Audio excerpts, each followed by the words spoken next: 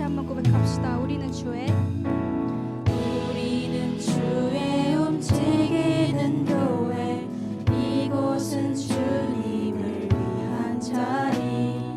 내가 기도하는 모든 땅 위에서 하나님 예배받을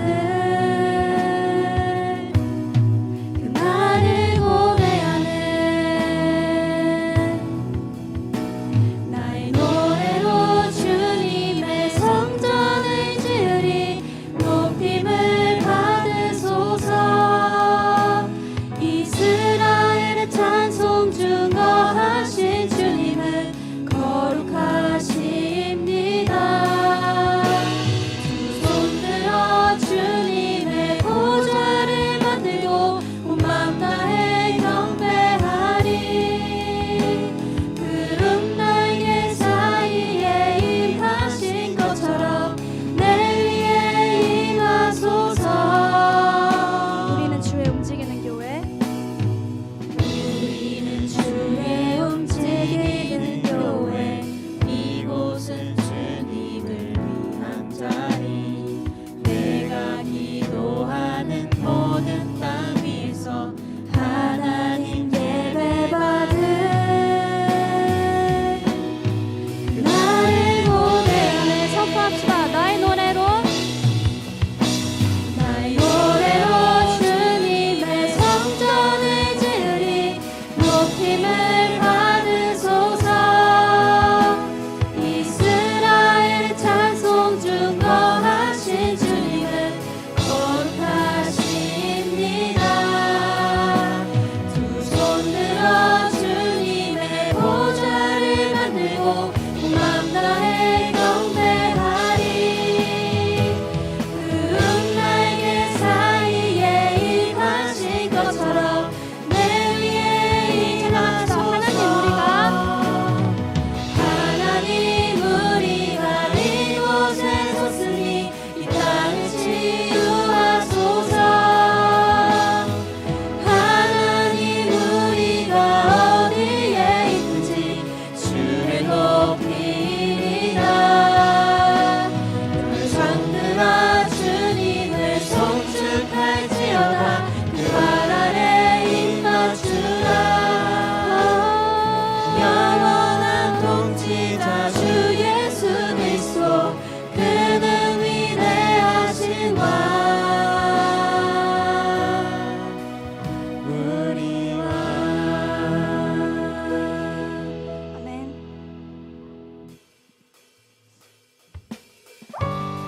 우리 이 시간 자리에서 일어나 기쁨으로 박수치며 찬양합시다.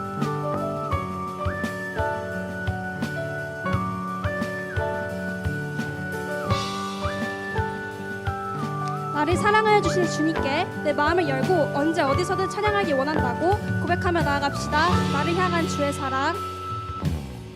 나를 향한 주의 사랑, 산과 바다에 넘치니. 내 마음 열 때 주님 나에게 참 자유 주셨네. 늘 진리 속에 거하며 나의 손을 높이 들고 언제나 주님의 사랑을 노래하리. 아멘.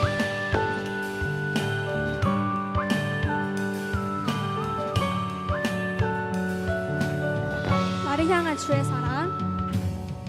나를 향한 주의 사랑, 산과 바다에 넘치니. 내 마음 열 때 주님 나에게 참 자유 주셨네. 늘 진리 속에 거하며 나의 손을 높이 들고 언제나 주님의 사랑을 노래하리. 주의 사랑 노래하리라. 영원토록 노래하리라. 주의 사랑 노래하리라. 영원토록 노래하리라.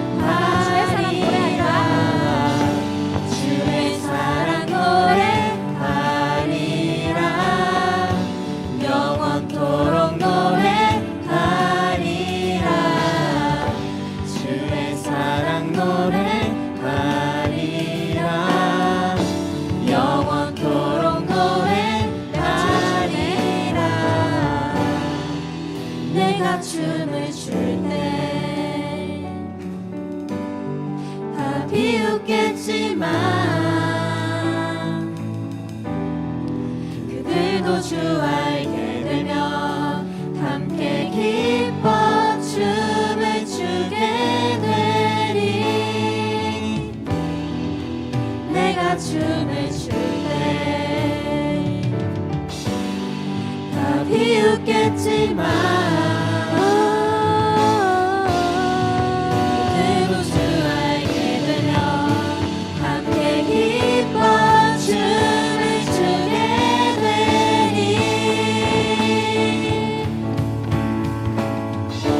주의 사랑 노래하리라. 영원토록 노래하리라. 주의 사랑 노래하리라. 영원토록 다시 한번 노래합시다. 주의 사랑 노래하라. 주의 사랑 노래하리라.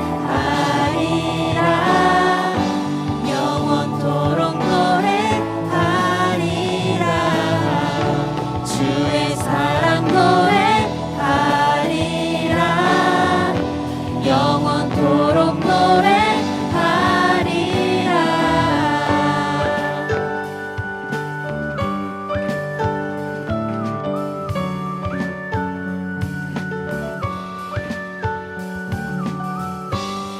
우리를 향해 변함없는 사랑을 주시는 하나님께 감사하며 박수로 모든 영광 하나님께 올려드립시다. 아멘.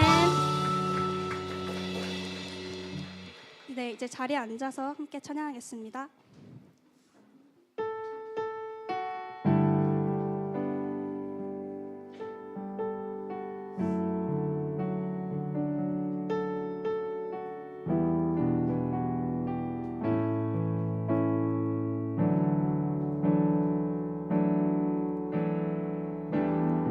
나의 소망 되신 주, 주를 바라봅니다.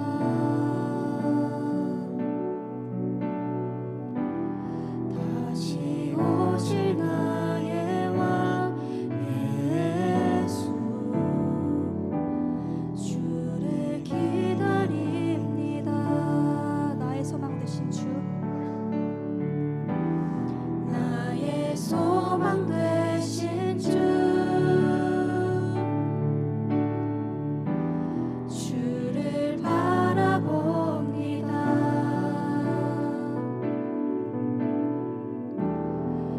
다시 오실 나의 왕 예수, 주를 기다립니다. 밤이나 낮이나 어제나 오늘도 영원히 주만 찬양해.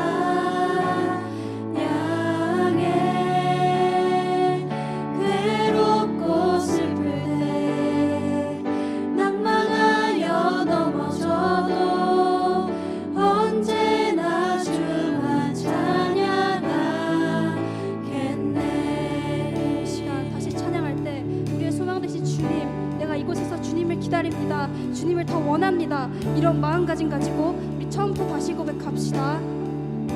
나의 소망 되신 주, 나의 소망 되신 주, 주를 바라봅니다. 다시 오실 나의 왕 예수, 주를 기다립니다. 손톱 합시다. 밤이나 낮이나 밤이나 낮이나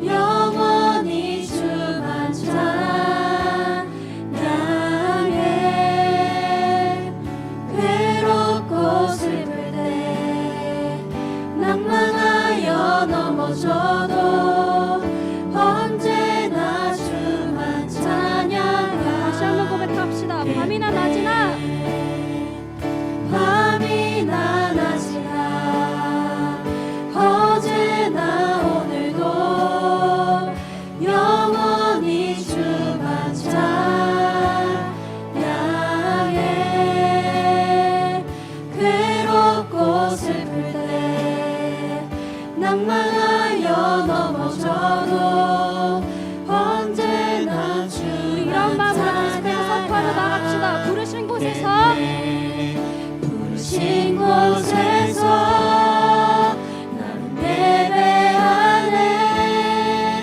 어떤 상황에도 나는 예배하네. 부르신 곳에서 나는 예배하네. 어떤 상황에도 나는 예배하네. 선포합시다. 내가 걸어갈 때 길이 되고 내가 걸어갈 때 길이 되고 살아갈 때 삶이 되는 그곳에서 예배하네. 내가 걸어갈 때 길이 되고 살아갈 때 삶이 되는 그곳에서 예배하네.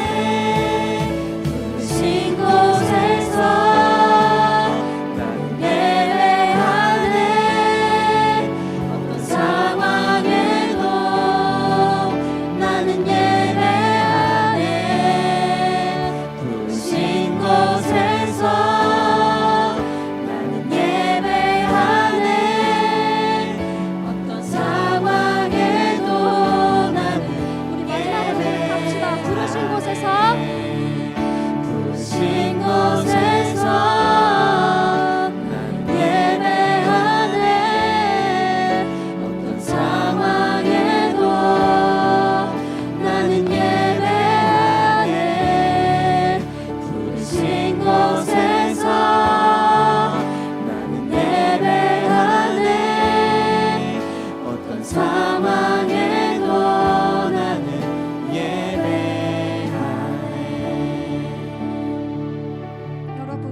여러분은 스스로를 하나님의 자녀라고 생각하며 살아가시나요? 하나님의 자녀가 되려면 그냥 예배 드리면 돼요. 근데 그 예배가 형식적인 예배가 아니라 우리가 가는 모든 장소에서 드려지는 마음의 예배여야 합니다. 그래서 이 시간 우리 두 손을 모으고 기도할 때 이렇게 기도했으면 좋겠습니다. 하나님, 우리의 발이 닿는 모든 장소가 하나님을 예배하고 하나님께 기도하는 곳이 되길 원합니다. 그곳 가운데 하나님께서 다시 임재하시길 원합니다. 우리에게 그럴 수 있는 용기와 또 믿음을 허락해 달라고 이 시간 자유롭게 기도하며 나아갑시다. 사랑해주님 감사합니다.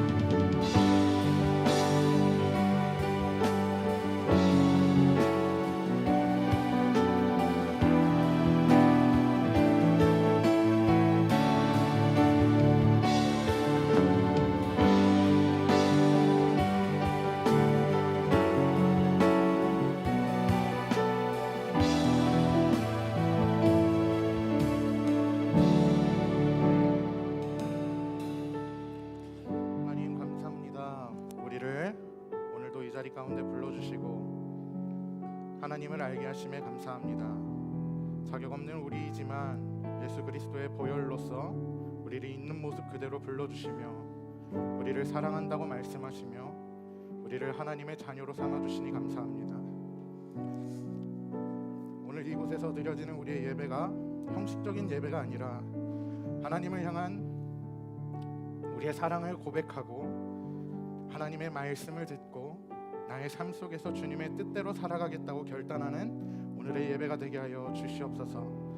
한 해가 끝나가고 있습니다. 우리의 삶을 돌이켜봅니다. 나의 삶이 하나님과 상관없는 삶을 살아왔다면 지금이라도 결단하여 하나님의 뜻대로 살겠노라 결단하는 오늘의 시간이 되게 하여 주옵소서. 예배를 위하여서 헌신하는 많은 손길들이 있습니다. 한 사람 한 사람 마음의 중심을 주님께서 기뻐 받아주시고 사람을 위하여 기쁘게 하는 것이 아니라 하나님께 드려지는 예배를 위하여서 이들의 마음의 중심이 날마다 올바르게 서 있을 수 있도록 지켜주시옵소서. 오늘 말씀을 듣습니다. 우리에게 성령의 조명하심을 통하여 하나님의 뜻을 바로 하는 시간이 되게 하여 주시옵소서. 감사드리며 예수님의 이름으로 기도드립니다.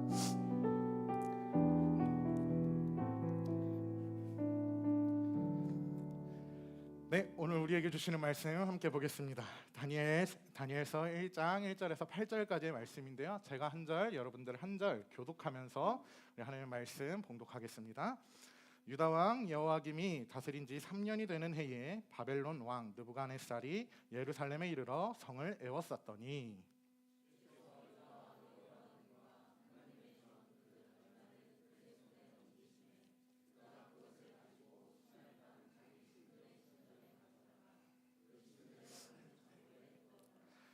왕이 환관장 아스브나스에게 말하여 이스라엘 자손 중에서 왕족과 귀족 몇 사람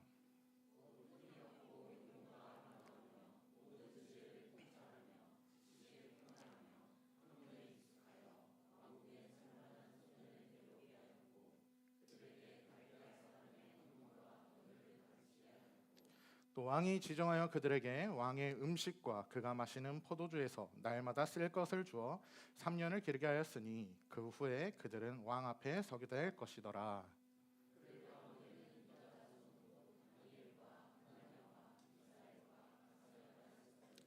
환관장이 그들의 이름을 고쳐 다니엘은 벨드사살이라 하고 하냐냐는 사드락이라 하고 미사엘은 메삭이라 하고 아사랴는 아벳느고라 하였더라. 다니엘은 뜻을 정하여 왕의 음식과 그가 마시는 포도주로 자기를 더럽히지 아니하리라 하고 자기를 더럽히지 아니하도록 환관장에게 구한. 아멘. 자, 오늘 설교 제목 함께 읽어보도록 하겠습니다. 시작. 인생의 우선순위 우선 주님. 네, 제목만 봐도 오늘 어떤 말씀을 여러분들과 나눌지 알 것 같죠? 자, 오늘 등장하는 다니엘이라는 인물을 우리가 들으면 떠오르는 사건들이 있습니다. 사자굴에서 살아 돌아오는 다니엘과 또 풀무불에 들어가서 살아 돌아오는 그 친구들에 대한 그 이야기의 주인공 다니엘에 대해서 우리가 나누려고 합니다. 자, 오늘 등장하는 다니엘은요, 1절에 보니까 유다에 살았었는데 유다 왕 여호야김이 통치하던 시대에 기원전 605년 전에 일어난 1차 바벨론의 포로 시대, 그러니까 포로로서 끌려가서 우리 지하전도사님이 설교했었던 그 예레미야의 예언이 성취되는 그 시각입니다. 70년 동안 포로 생활을 해야 되는 그 상황인 거예요. 쉽게 다니엘서를 우리가 이 이야기를 요약 한번 해보면 다니엘과 친구들이 이방 땅, 그러니까 우리나라 말고 다른 나라에 팔려가서 포로로 살아가는 그 이야기를 다룬 것이 다니엘서라는 것입니다. 자, 오늘 등장하는 이 다니엘의 인물은요, 지금과는 2600년 전, 그러니까 굉장히 시간의 격차가 있잖아요. 그럼에도 불구하고 이 이야기를 듣는 우리들에게는요, 오늘날 우리가 살아가는 세상과 굉장히 유사하다라는 것을 볼 수 있습니다. 우리는요, 모두가 하나님의 사람이라는 정체성을 가지고 있습니다. 우린 모두 하나님의 자녀라고 부름을 받습니다. 이 정체성을 가지고서 막상 세상에 나아가서 살아가는 것이 굉장히 힘들다는 것을 우리는 알 수 있어요. 말씀대로 살아가면 세상의 가치관과 다르다는 것에 부딪힘을 경험하고 갈등을 겪고 불편함을 겪게 됩니다. 그러니까 하나님의 자녀라는 정체성을 가지고 세상의 가치관과 이 충돌되는 세상을 살아가는 것이 굉장히 힘들다는 것을 말씀을 붙들고 하나님의 뜻이 무엇인지 분별하고자 하며 살아가는 우리들은 이 말씀이 어떤 의미인지 쉽게 이해할 수 있다는 것입니다. 다니엘과 세 친구들도 이러한 상황과 동일했습니다. 우리 다니엘 1장 3절 한 번 더 함께 읽어보겠습니다. 시작. 왕이 환관장 아스브나스에게 말하여 이스라엘 자손 중에서 왕족과 귀족 몇 사람. 자, 여기서 등장하는 왕족과 귀족이 바로 6절에 등장하게 됩니다. 한 번 더 읽습니다. 시작. 그들 가운데는 유다 자손 곧 다니엘과 하냐냐와 미사엘과 아사랴가 있었더니, 그러니까 유다라는 나라 속에서 왕족과 귀족 출신, 그것이 그들의 정체성이었는데 이제는 그들의 정체성이 포로가 된, 그러니까 나의 정체성과는 상관없는 삶을 살아가게 돼야 되는 그 상황에 놓였다는 거예요. 다니엘과 그 친구들이. 이 당시에 다니엘과 이 친구들의 나이가 어땠을까요? 놀랍게도 여러분들과 똑같은 청소년 시기였습니다. 이들은 어떤 일들을 겪게 되었을까요? 유다 왕족이라는 귀족 출신이지만 바벨론이라는 사회 속에서 살아가야 하는 현실에 놓이게 된 거예요. 지금까지는 나와 상관없던 곳에서 살게 됐다는 거예요. 자신들과 상관없는 나의 가치관과 전혀 다른 바벨론의 문화를 배워야 됩니다. 언어를 배워야 돼요. 그들의 지식 속에 들어가야 돼요. 그들의 학문 속에서 공부해야 되고, 그들이 행했었던 관례들을 배워야 되고, 그들의 규칙을 순응하면서 살아가야 되는 상황에 놓였다는 거예요. 자, 우리 1장 4절 말씀 한 번 더 읽겠습니다. 시작. 곧 흠이 없고 용모가 아름다우며 모든 지혜를 통찰하며 지식에 통달하며 학문에 익숙하여 왕국에 설만한 소년을 데려오게 하였고 그들에게 갈대아 사람의 학문과 언어를 가르치게 하였고. 근데 후반절에 우리 빨간색으로 표시된 거 보면 이들이 살았던 유다 그곳에서와의 너무나도 다른 것들을 배워야 되는 상황에 놓인 거예요. 갈대아 사람들의 학문 언어들을 배우게 되는 상황인 거죠. 자, 이 세상을 우리가 악하다라고 이분법적으로 딱 갈라서자는 말은 아니에요. 하지만 우리가 세상을 살아가며 하나님의 가치관과 세상을 살아가는 것이 너무 다르다라는 것을 우리는 느끼게 됩니다. 우리는 하나님의 자녀이지만 하나님과 상관없는 하나님이 기뻐하시는 일과는 굉장히 먼 사회 속에서 살아가며 그 문화 속에서 살아가면서 우리는 영향을 받고 있습니다. 우리도 모르게 세상의 가치관과 문화 속에서 영향을 받고 있다는 뜻입니다. 다니엘과 세 친구들의 모습도 지금 우리가 살아가는 세상과의 모습과 다르지 않다는 겁니다. 저는요, 경기도에서 태어났습니다. 제 고향은 경기도 안양입니다. 그래서 어릴 때 표준어를 잘 사용했어요. 뭐 안녕하세요, 네, 이렇게 멋있게 말하기도 하고요. 그런데 제가 초등학교 5학년 때 충청남도 예산군이라는 시골 지방으로 이사 가게 되는 일이 있습니다. 그래서 한두 달 살았어요. 뭐 친구도 없고요. 뭐 완전 시골이라서 혼자 지냈는데 이제 경기도에 살던 우리 친구들하고 전화를 하는 일이 있었습니다. 전화를 하는데 막 친구들이 막 계속 피식피식 웃고 막 깔깔거려요. 그래서 왜 웃어? 왜 비웃어? 이러니까 제가 사투리를 쓴다는 거예요. 나는 얼마 전까지만 해도 경기도 사람이었고 나는 표준어를 사용했고 나는 사투리를 쓸 생각도 없었어요. 그런데 애들이 막 웃는 거예요. 자, 우리가 서울 사람들 우리 표준은 어떻게 하죠? 그래 안 그래? 라고 이야기하잖아요. 저희는요, 겨 안 겨? 이렇게 이야기합니다. 그리고 지금 막 생각이 안 나는데 뭐 별로야, 뭐 보잘것도 없어 이렇게 이야기하지만 저희에서는 뭐 개갈도 안 나 막 이렇게 이런 지방 좀 사투리 방언들을 사용하는 거죠. 자, 그럼 이렇게 우리가 조금만 있어도 그 문화 속에서 우리가 젖게 되는 거예요. 내가 그걸 사용하지 않으려고 해도 우리는 영향을 받는다는 것을 알 수 있다는 거죠. 근데 하물며 다니엘과 세 친구들은 지금 어떤 상황이라고요? 70년 동안 다른 나라 속에서 살아야 된다라는 상황인 거예요. 그러면 그들의 의식과 그들이 의식하지 않아도 그들의 문화와 언어와 관습들이 이들의 삶 속에 체화되지 않았을까요? 우리는 다니엘의 상황과 그 친구들의 상황을 짐작할 수 있다는 거예요. 다니엘과 친구들도 어떤 일들을 당했죠? 바벨론 제국은요, 그들의 가지고 있었던 그들의 정체성을 없애버리기를 원했어요. 그러니까 바벨론 사람이 되기를 원했어요. 참 너무나도 감사한 것은 우리가 이 상황을 쉽게 이해할 수 있어요. 일제강점기. 자, 일단 1장 7절 한 번 더 제가 읽겠습니다. 환관장이 그들의 이름을 고칩니다. 그런데 다니엘은 벨드사살이라 하고 하냐냐는 사드락이라고 하고 미사엘은 메삭이라 하고 아사랴는 아벳느고라 하였더라. 무슨 뜻이죠? 자, 우리 일제강점기 때 우리 조선인의 정체성을 없애기 위해서 했던 일이 뭐죠? 창씨 개명입니다. 그러니까 조선인의 이름을 못 쓰게 해요. 일본식 이름으로 바꿔버리는 거죠. 그리고 조선말을 금지해요. 일본어를 사용하도록 했습니다. 왜일까요? 이름에는요, 그 사람의 정체성을 드러냅니다. 이름에는 그 사람의 의미가 드러나 있다는 거예요. 예를 들어볼까요? 제 이름이 뭐죠? 모르시나요? 제 이름이 뭐죠? 박준영입니다. 자, 박준영만 보면 박준영이라는 사람이 어떤 사람인지 알 수 있어요. 무슨 의미죠? 이 사람의 본관이 어디인지 뜻하는 거죠. 박씨, 밀양 박씨, 밀양 가문이라는 것을 알 수 있습니다. 그 다음에 준은요, 준걸준인데요. 이게 무슨 뜻이냐면요, 훌륭한 인재, 뛰어난 인재를 의미합니다. 영은 꽃뿌리 영이에요. 신기하죠? 이게 뭐냐면 꽃과 같이 아름다운 사람, 꽃의 중앙 부분이 아름답다. 그래서 생명력을 의미합니다. 그러면 제 이름의 의미를 종합하면 이런 의미가 되겠죠. 밀양박 가문에 뛰어나고 꽃처럼 빛나는 사람이 되라. 혹은 탁월한 인품과 재능으로 세상을 아름답게 하는 사람이 되라. 이런 의미가 제 이름에 담겨 있다는 거예요. 여러분들도 이름의 의미가 있겠죠. 다니엘과 같은 다니엘도요, 이름의 뜻이 있었어요. 성경에 등장하는 엘이라고 하는 것은요, 우리가 하나님을 부를 때 여호와, 야훼라고도 부르지만 하나님을 부르는 이름들이 있습니다. 엘로힘, 엘샤다이, 엘올람. 성경에 등장하는 수많은 인물들 속에서 이 엘이 들어가는데 이것은 하나님과 연관된 단어입니다. 무슨 뜻이죠? 엘로힘, 하나님인데 어떤 하나님이다? 창조주 하나님이다.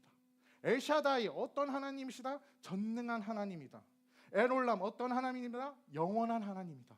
그러니까 그 하나님을 부르는 이름 속에서도 하나님이 어떠한 사람인지 그 정체성이 들어간다는 거예요. 하나님이 어떠한 분인지 정체성이 그 이름에 담겨 있다는 거예요.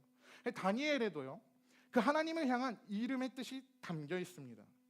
성경에도 엘리야, 엘리사, 엘리, 사무엘, 이스마엘, 엘리멜렉 다양한 인물들이 등장하는데 다니엘의 이름은요, 하나님이 나의 재판관이시다 라는 의미였어요. 그런데 이들이 그 정체성을 말살하기 위해서 어떻게 바꿉니까? 벨드사살, 벨이라는 이방신을 섬기는 이름으로 바꾸는 거예요. 하냐냐 어떤 이름입니까? 야훼께서, 하나님께서 은혜를 베푸셨다라는 이름을 어떻게 바꿉니까? 사드락이라고 바꾸는데, 아쿠라는 또 이방신들의 명령에 충성한 사람으로 이름을 바꿔버리는 거예요.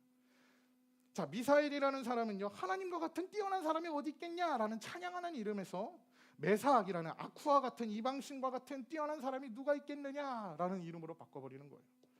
그리고 우리 마지막 아사리아, 하나님께서 나를 도우신다라는 이름을요, 아벳느고, 그러니까 이방신의 종, 이방신의 뜻대로 살아가는 사람, 이렇게 바꾸는 거예요.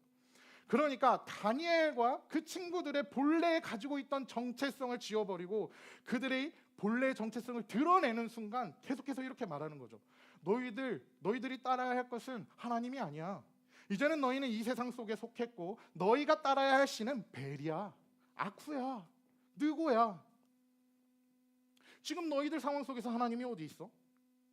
너희는 바벨론의 사람이야 라고 계속해서 이야기하는 겁니다. 그들에게 각인시키는 거예요. 우리가 하나님의 자녀라는 정체성을 가지고 세상에 살아가지만 세상은 계속해서 우리에게 너가 어떻게 하나님의 사람이야? 우리에게 계속 그렇게 부르는 거예요. 우리에게 계속 말을 거는 거예요. 너 하나님의 자녀가 아니야. 너는 이 세상에 속한 사람이잖아. 너는 이 세상을 살아가는 사람이야 라고 자꾸 우리를 착각하게 만든다는 거죠. 다니엘이 주는 교훈은 무엇일까요? 이 성경이 우리에게 주는 교훈은 무엇일까요? 우리가 믿는 사람들끼리 모여있는 것이 아니라 세상 속에서, 그러면 그리스도인들을 찾아볼 수 없는 세상 속에서 어떻게 살아가야 할 것인가를 다니엘서가 우리에게 이야기합니다. 자, 여러분, 우리가 지금 하나님을 믿는 이 공동체 안에서 하나님을 이야기하는 것에 대해서 거부감이 없습니다. 너무나도 쉬운 일이에요. 이곳에서 하나님을 노래하고 찬양하는 일은 너무나도 쉽습니다. 상황만 딱 바꿔볼까요? 여러분, 학교에서 하나님 찬양할 수 있습니까? 여러분, 학교에서 친구들하고 하나님 이야기할 수 있어요? 하나님의 가치관에 대해서 이야기할 수 있어요? 너무나도 어려운 일입니다. 이때 우리가 주목하게 여겨야 할 말씀 구절이 등장하게 됩니다. 1장 8절 중요해서 함께 읽겠습니다. 시작. 다니엘은 뜻을 정하여 왕의 음식과 그가 마시는 포도주로 자기를 더럽히지 아니라 하고 자기를 더럽히지 아니하도록 환관장에게 구하니. 그러니까 그의 상황이 하나님을 찾아볼 수도 없고 하나님을 예배할 수도 없는 상황인데 세상 속에서 살아가야 하는데 다니엘이 한 것이 있다는 거예요. 뭐예요? 뜻을 정했다는 거예요. 내가 이름이 바뀔지라도 나의 정체성을 바꾸지 않겠다. 내가 하나님의 사람이라는, 내가 세상을 살아가지만 하나님의 사람이라는 것은 달라지지 않는다. 이 뜻을 확실히 정하는 거예요. 그러니까 다니엘에게 우선순위는요, 우선 주님이신 거예요. 나의 삶에 가장 먼저 선택해야 될 것은 주님이라는 거예요. 자신을 더럽히지 않는 거예요. 왜요? 난 하나님의 사람이니까. 다니엘은요, 상황과 환경에 굴복하지 않습니다. 하나님을 바라보는 믿음을 선택하는 거예요. 보통 이 정도의 사람이면 어떡하죠?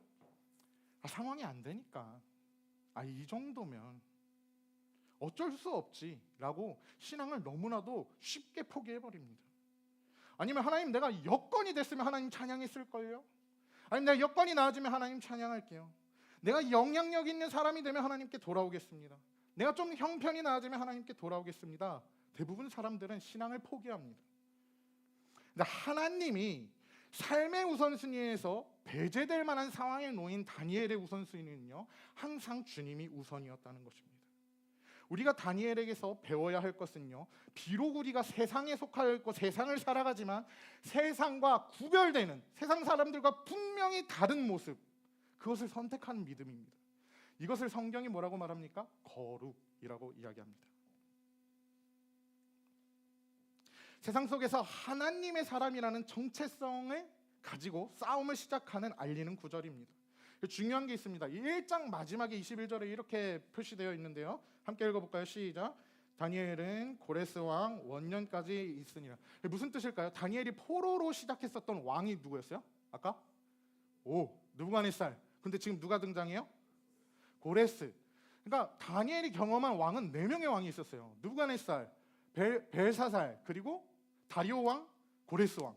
그러니까 이 단순하게 짧은 구절이지만 이 안에는 굉장한 의미가 내포되어 있어요. 무슨 뜻이냐면 다니엘이 70년 동안 자신이 정한 뜻, 나는 하나님의 자녀로서 이 세상을 살아간다라는 것을 끝까지 지켰다라는 믿음이에요.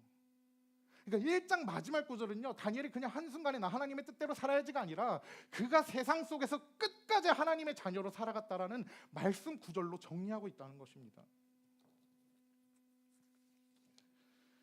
바벨론 제국 이후에 메대 왕조 다리오 왕, 그리고 그 다음 페르시아의 고레스 왕까지 4명을 거쳐갔지만 그 긴 세월 동안 다니엘은요, 하나님의 사람으로서의 정체성을 절대 버리지 않았습니다. 다니엘이 어떤 노력들을 했을까요? 6장 10절 함께 읽어보겠습니다. 시작. 다니엘이 이 조서에 왕의 도장이 찍힌 것을 알고도 자기 집에 돌아가서는 윗방에 올라가 예루살렘을 향한 창문을 열고 전에 하던 대로 하루 3번씩 무릎을 꿇고 기도하며 그의 하나님께 감사하였더라. 그러니까 다니엘은요, 그냥 기도하는 게 아니에요. 오늘 기도해야지가 아니라 중요한 게 있어요. 전에 하던 대로. 그러니까 다니엘은 계속 하나님의 자녀라는 정체성을 잃어버리지 않기 위해서 고군부터 했던 이 말씀의 구절을 보면 알 수 있다는 거죠. 3번째 왕이 다리오 왕으로 바뀐 시점까지 급변하는 현실은 계속해서 바뀌어요. 너무나도 빠르게 바뀌어요. 상황과 환경은 여전히 나를 도와주지 않게 바뀌고 있어요. 다니엘의 우선순위는요, 바뀌지 않아요. 계속 우선 주님이라는 거예요. 하나님의 사랑이라는 정체성을 절대 잃어버리지 않아요. 왕들은요, 어떻게 하냐면 다니엘한테 다니엘이라고 부르지 않아요. 벨드사사라라고 불러요. 그럼 무슨 뜻일까요? 너 하나님의 사람이 아니야. 너 세상의 사람이야 라고 다니엘에게 계속 부르는 거예요. 근데 8장에 너무 감동적인 게 등장해요. 다니엘이 자신을 부를 때 뭐라 부를까요? 나 다니엘은. 그러니까 세상이 너는 세상 사람이야. 너 어떻게 하나님의 사람이야 라고 이야기하는데 다니엘은 자기를 부를 때 계속해서 하나님의 정체성을 되뇌이는 거예요. 나 다니엘은. 나 하나님을 믿는 다니엘은. 다니엘은 세상 속에서 그 정체성을 버리지 않습니다. 이것은요, 그냥 우리가 의식한다고 해서 되는 게 아닙니다. 이건 다니엘의 확고한 의지와 각오가 담긴 구절이라는 거예요. 세상을 살아가면서 3번씩 기도한다는 것은 무슨 의미가 있을까요? 내가 하나님의 자녀라는 정체성을 잃어버릴 것 같은 순간마다 계속 되뇌이는 거예요. 여러분들 6일을 세상 속에서 24시간 살아가요.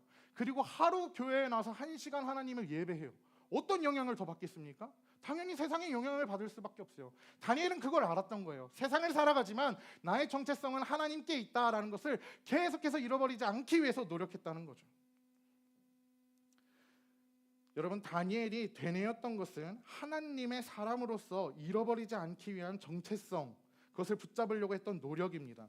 우리가 세상을 살아가기 위해서 세상의 문화와 영향을 받을 수밖에 없다는 것을 인정할 수밖에 없습니다. 그러나 우리가 계속해서 되뇌어야 할 것은 나는 하나님의 사람이다, 나는 하나님의 자녀이다 라는 정체성을 계속 우리는 하나님 앞에 나아가야 한다는 것입니다. 여러분, 우리는 절대로 착각하면 안 됩니다. 내가 상황이 안 되니까 나는 어쩔 수 없지, 상황이 우리를 도와주는 날은요, 결코 우리가 살아가면서 없을 겁니다. 상황이 좋아서, 형편이 좋아서 하나님을 예배하는 순간들은 굉장히 적을 거예요. 그러면 그냥 세상의 가치관에 묻어가면서 나중에 상황이 되면 하나님 그때서야 드러내고 영광 돌리겠다? 여러분, 택도 없습니다. 하나님을 예배하고 경외하는 삶을 살기 위해선 우선순위를 먼저 설정해야 합니다.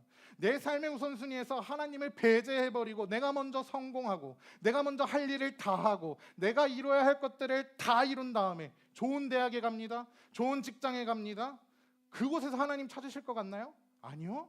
그곳에서 더 많은 세상의 영향들을 마주하게 됩니다. 여러분, 지금 순간에서도 우선순위를 정하지 못하고 지금 이 순간에도 하나님의 뜻대로 살아가지 못하는데 나중에서 어떻게 여러분들 하나님의 뜻대로 살아가겠다고 스스로 장담하십니까? 저는 말도 안 된다고 생각합니다. 다니엘은 70년이 지나면 하나님이 우리를 포로에서 해방시켜 줄 테니까 그때까지 그냥 세상에 속해서 살아가면 되는 거 아니야? 라고 생각할 수도 있었겠죠. 하지만 다니엘은 달랐습니다. 분명한 뜻을 정했습니다. 나의 삶의 우선순위는 우선 주님이다. 여러분 사진을 한번 볼까요? 빈 유리병이 있습니다. 이 안에 이거는 스티븐 코비라는 시간 관리에 유명하신 분이 이제 강연을 했던 것을 재구성한 겁니다. 유리병이 있어요. 유리병은 뭐 우리의 마음이 될 수도 있고 우리의 삶이 될 수도 있겠죠. 자, 큰 유리병 같은 큰 돌을 담아요. 사람들한테 물어보는 거예요. 가득 찼습니까? 예, 가득 찼습니다. 그래서 이 스티븐 코비가 어떻게 합니까? 이 안에 작은 자갈들을 넣기 시작합니다. 자갈들이 들어갔어요. 자, 이제 가득 찼습니까? 네, 가득 찼습니다. 그 다음 어떻게 하죠? 모래를 쏟아붓습니다. 자, 여러분 삶에 가득 찼습니까? 네, 가득 찼습니다. 어떻게 할까요? 물을 쏟아붓습니다. 여러분 이제 가득 찼나요? 네, 가득 찼습니다. 자, 이것이 무엇을 의미하나요? 교수가 딱 질문하는 거예요. 어떻게 대답했을까요? 아무리 바빠도 내 삶을 뭐 쪼개면 많은 것을 담을 수 있다 라고 학생들이 대답하는 거예요. 스케줄 관리, 시간 관리 잘하면 이렇게 많은 것들을 할 수 있다, 이런 의미로 받아들인 거예요. 근데 교수가 딱 잘라 말합니다. 아니요, 이 실험이 우리에게 주는 교훈이 무엇이냐면 큰 돌을 먼저 담지 않으면 어항에 큰 돌은 들어갈 수 없다는 거예요. 이 유리병에 큰 돌은 들어갈 수 없다는 거예요. 여러분 우리의 삶 속에서 하나님을 배제하고 가장 먼저 담아야 할 큰 돌이신 예수 그리스도를 배제하고 나의 삶 속에서 가지고 있는 소망들로 채우면 그 마지막에 예수님 들어갈 것 같으세요? 안 들어갑니다. 여러분 우선순위를 먼저 정하지 않으면 어떤 일이 일어나는 줄 아세요? 하나님의 자녀라는 정체성을 가지고 세상을 살아가면 세상이 불편해야 돼요. 세상을 살아가는 것이 힘겨운 것이 정상적이라는 거예요. 그런데 우선순위를 배제하고 나면요, 하나님이 불편해져요. 나 세상 살아가는데 하나님의 말씀이 찔려요. 나 세상 살아가는데 하나님의 말씀이 나를 올가매는 것 같다고요. 다니엘은 그런 상황 속에서 우선순위를 정합니다. 내가 불편해야 할 것은 하나님이 아니야. 내가 불편해야 할 것은 하나님의 가치관과 다른 세상이야. 여러분들 오늘 이 말씀 가운데 여러분들에게 도전합니다. 여러분들의 뜻을 정하십시오. 여러분들의 우선순위를 재설정하십시오. 우리에게 가장 먼저 담겨야 할 것은 하나님이십니다. 우리 밤이나 낮이나 함께 찬양하고 기도하도록 하겠습니다. 나의 소망 되신 주님을 찬양합니다. 나의 소망 되신 주, 주를 바라봅니다.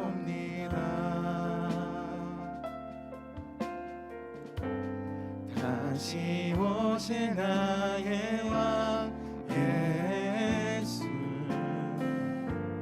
주를 기다리니. 한 번 더 고백할까요? 나의 소망 되신 주님, 나의 소망 되신 주, 주님 우리가 주님을 바라봅니다. 주를 바라봅니다.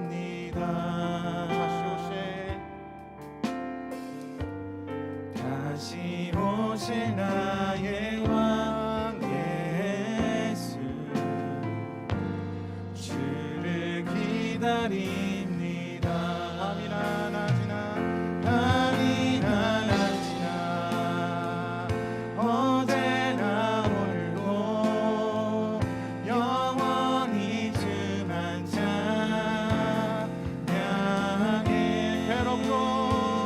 괴롭고 슬플 때 낭만하여 넘어져 우리는 주님을 선택합니다. 언제나 주만 찬양하. 밤이나 낮이나 밤이나 낮이나 어제나 오늘도 영원히 주만 찬양해.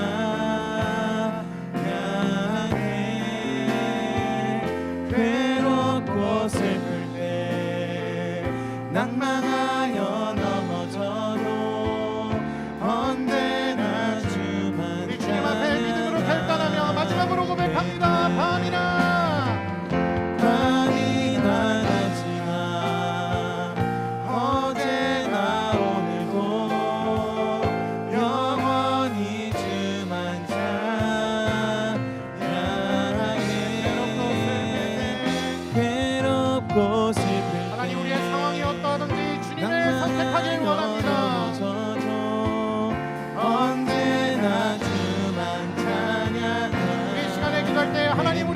세상을 살아가지만 하나님의 자녀라는 정체성을 가지고 살아가게 하여 주시옵소서. 나의 뜻을 하나님 앞에 정하는 시간 되게 하여 주시옵소서. 우리 함께 자유롭게 기도하며 나아가겠습니다. 사랑의 하나님 감사합니다. 우리가 비록 세상을 살아가지만 세상에 속한 사람이 아니라 나는 하나님의 사람이다, 나는 하나님의 자녀다라는 정체성을 가지고 살아가는 우리들이 되게 하여 주옵소서. 그리하여 주님의 말씀대로 살아갈 때에 세상이 감당치 못하는 그리스도인으로서 내가 하나님의 자녀라는 정체성을 가지고 살아갈 때 세상이 변화되어지고 하나님의 인재가 드러나는 우리의 삶이 되어질 수 있도록 인도하여 주시옵소서. 나의 뜻을 하나님 앞에 정하기를 원합니다. 주여 나의 예배를 받아 주시옵소서.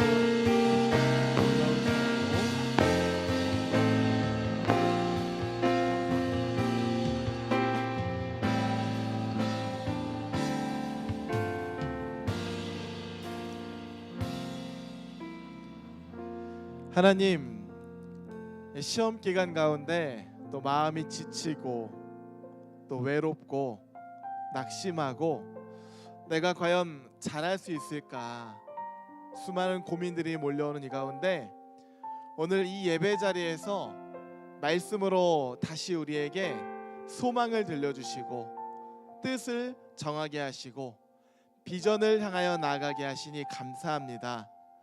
우리 안에 있는 모든 두려움과 염려와 환난과 절망은 주님께서 다 몰아내시고 지극히 높으신 하나님의 평강을 가득 부어주셔서 산소망이신 예수님을 향하여 우리 또한 다니엘처럼 그의 친구들처럼 나아갈 수 있도록 인도하여 주시옵소서.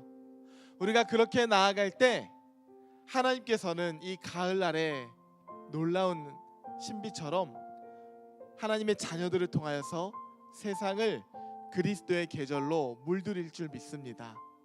그곳 가운데 탁월하게 쓰임받는 하나님의 파수꾼들이 되게 하시고 정말 하나님께서 각 분야마다 파송하고 다니엘처럼 탁월하게 심어 놓으시는 이 땅에 하나님의 선교사들이 될 수 있도록 인도하여 주시옵소서.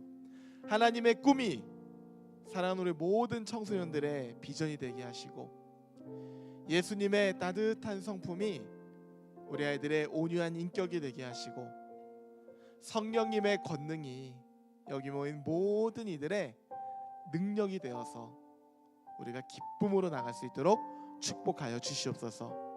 귀한 예물을 구별하여 오늘도 주님께 기쁨으로 올려드립니다. 하나님 영광 받아 주시옵소서.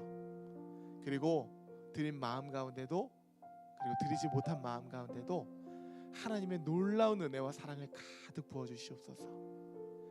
이제는 모든 규와 죄와 사망과 절망을 꺾으시고 우리에게 산소망이 되신 예수 그리스도의 은혜와 하나님 아버지의 다함없는 사랑하심과 언제나 우리와 함께하사 우리의 마음을 일으켜 세우시는 성령님의 역사하심이 오늘 주의 말씀을 듣고 다니엘과 그의 친구들처럼 주의 뜻대로 뜻을 세우고 뜻을 구하며 먼저 하나님을 향해 나아가기를 소망하는 모든 우리 예배자들 가운데 그리고 저희의 학교와 또 일터와 가정 가운데 주께서 영원토록 함께 하시기를 간절히 축원하옵나이다. 아멘.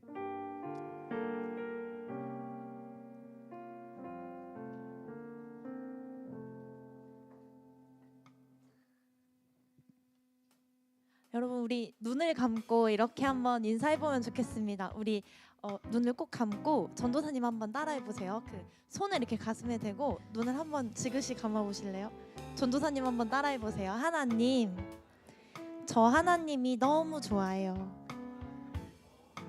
네, 여러분 이 고백이 단순해 보이는 어린아이 같은 고백이지만 오늘 들은 말씀처럼 여러분의 우선순위를 바꾸는 이 고백이 한 주 동안 계속되기를 소망합니다. 아멘.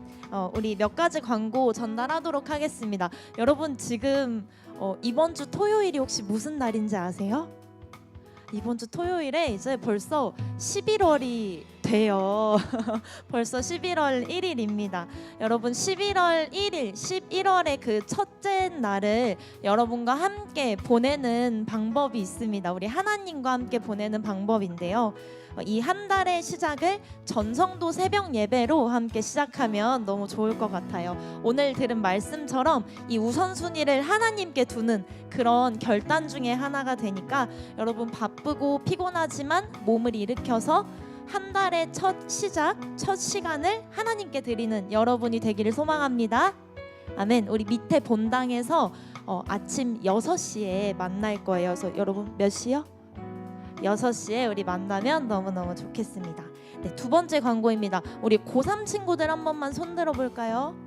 우리 고3 친구들 너무너무 수고하는 친구들인데 우리 고3 친구들을 위한 광고입니다. 손 내려도 좋아요. 우리 수능 안수 기도가 2주 뒤인 11월 둘째 주 11월 9일에 있습니다. 청소년 2부 예배 마친 이후에 이 자리에서 바로 진행이 됩니다. 담임 목사님께서 이제 여러분을 위해서 축복하며 안수 기도 해주시는 시간이에요. 특별히 여러분이 이날을 위해서 해야 될 게 있어요. 고3 친구들 자, 잘 집중하세요. 고3 친구들 해야 될 게 있는데 수능 안수 기도문을 우리가 만들었어요. 그 종이에 한 주, 2주 동안 고민해서 기도문을 잘 작성하고 그것을 2주 뒤인 11월 9일에 가져오면 목사님께서 이 기도문 보고 더 구체적으로 여러분을 위해서 기도해 주실 테니까 여러분 이 기도문 꼭 작성하면 좋겠습니다. 알겠죠? 네, 그리고 우리 다른 친구들도 이 고3 언니 오빠들 얼마나 마음이 고단하겠어요. 우리 생각날 때마다 같이 기도해주면 좋겠습니다. 네, 마지막 광고입니다. 우리 제자훈련 2기 훈련할 우리 여러분을 모집하고 있습니다.